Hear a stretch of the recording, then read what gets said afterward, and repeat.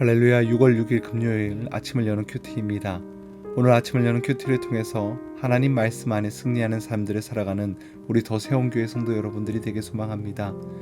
오늘 아침을 여는 큐티 본문은 출애굽기 8장 25절 말씀부터 32절까지 말씀을 함께 우리가 묵상하고자 합니다.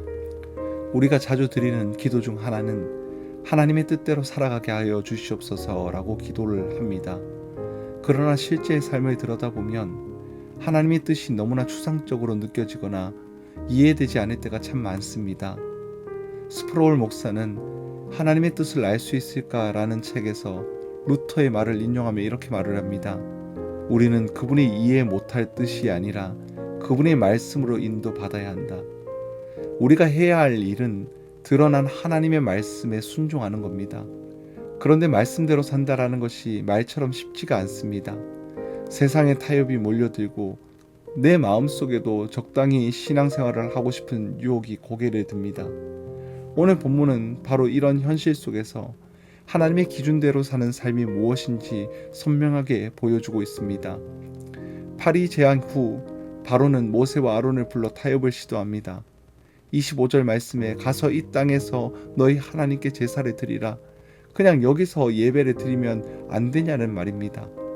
모양은 예배인데 내용은 하나님이 원하는 방식이 아니었습니다.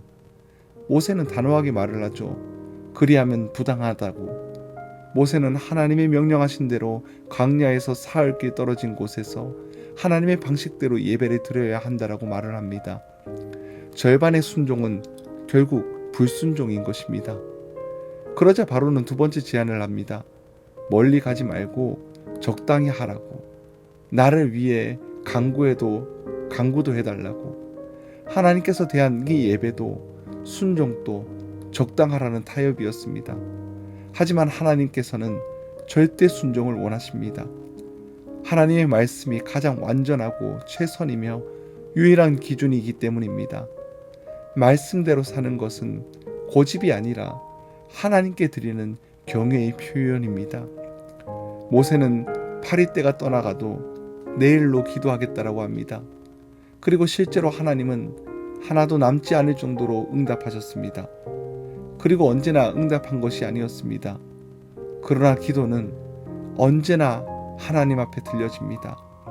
하나님은 우리의 기도를 통해 일하시고 때로는 그 기도를 통해서 우리를 감화시키시고 우리를 그분의 뜻 가운데 이끌어 가십니다.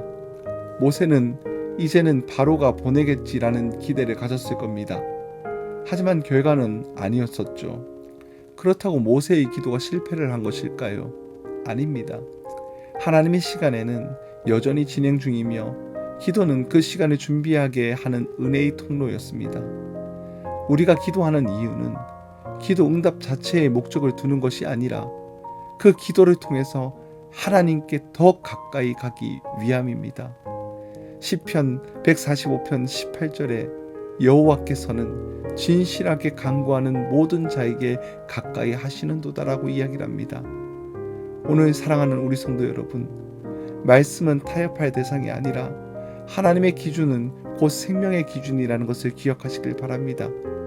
세상은 자꾸만 너무 멀리 가지 말라라고 말하지만 하나님의 사람은 말씀대로 살아가기를 멈추지 않아야 합니다. 그리고 기도는 우리의 소원을 이루기 위한 도구가 아니라 하나님의 뜻을 배우고 따르기 위한 하늘의 언어입니다. 오늘도 말씀 앞에 서고 그 말씀대로 걷고 기도하며 하나님의 손을 붙잡고 살아가는 우리 더 세움교회 성도 여러분들이 되길 주님 이름으로 간절히 축복합니다. 함께 기도하겠습니다. 사랑이 많으신 하나님, 하나님의 뜻을 온전히 알 수 없을 때에도 드러난 말씀에 온전히 순종하며 살아가게 하여 주시옵소서. 세상은 자꾸만 타협하라는 말을 하지만 저는 하나님의 말씀을 유일한 기준으로 삼기를 원합니다. 기도가 당장 응답되지 않을지라도 하나님이 들으신다라는 사실 하나만으로 위로받고 살게 하여 주시옵소서.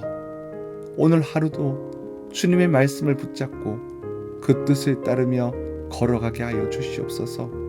감사드리며 우리 주 예수 그리스도의 이름으로 기도드리옵나이다. 아멘.